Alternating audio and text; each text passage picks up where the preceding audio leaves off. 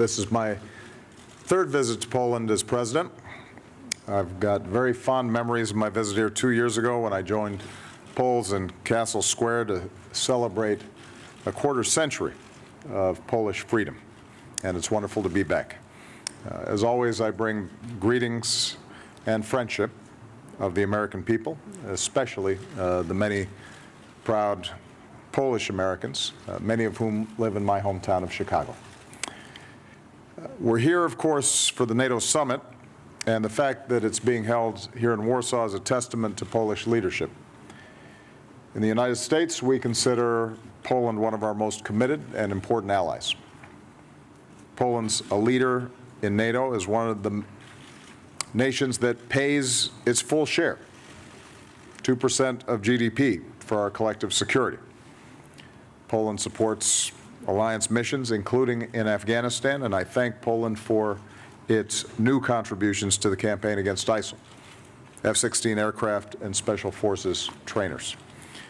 And Poland has stepped forward as host of interceptor sites for our defense system against ballistic missiles from countries like Iran, and as a linchpin in the defense of NATO's eastern flank. Here in Warsaw, I want to once again affirm the enduring commitment of the United States to the security of Poland. As treaty allies, we have a solemn, binding Article 5 duty to defend each other. And in this obligation, we will never waver. These are not just words, they are backed up by deeds. When I first came here 5 years ago, I promised to increase our commitment to Poland's security, and that's exactly what we've done. We have kept our promise. We now have a continuous presence of U.S. troops in Poland with our aviation detachment at Lask Air Base. We continuously rotate personnel and aircraft into Poland. Under the European Reassurance Initiative that I announced here 2 years ago, we've increased training, exercises, and readiness. Earlier this year, I announced a four-fold increase in this effort, proposing $3.4 billion to pre-position more U.S. heavy equipment in this region and to continuously rotate an armored brigade in Europe. Today, I'm announcing further steps to bolster NATO's defense and deterrence posture. As the alliance prepares to enhance our forward presence in Central and Eastern Europe, I can announce that the United States will be the lead nation for the NATO enhanced presence here in Poland. And that means the United States will deploy a battalion, roughly 1,000 American soldiers, here in Poland on a rotational basis to serve shoulder to shoulder with Polish soldiers. In addition, when the new U.S. Armored Brigade begins rotating through Europe early next year, its headquarters will be here in Poland. In other words, Poland is going to be seeing an increase in NATO and American personnel and the most modern, capable military equipment, because we will meet our Article 5 obligations to our common defense. More broadly, I want to thank Poland for its continued strong support for Ukraine's effort to defend its sovereignty and territorial integrity in the face of Russian aggression. We discussed the importance of continuing to provide Ukraine with the assistance it needs to strengthen its military and to pursue political and economic reforms. And we fully support the efforts led by Germany and France to resolve the conflict in eastern Ukraine diplomatically. And the United States and Poland are united in insisting that sanctions remain in place until Russia fully meets its obligations under the Minsk Agreement. On the economic front, our two countries will continue to work together to enhance Poland's energy security.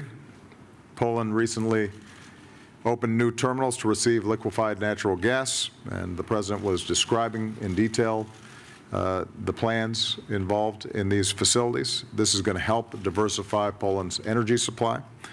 American companies are investing their high-tech expertise in wind and solar to help Poland harness more renewable energy, and we'll continue to deepen our cooperation as we pursue a cleaner, more sustainable energy future together.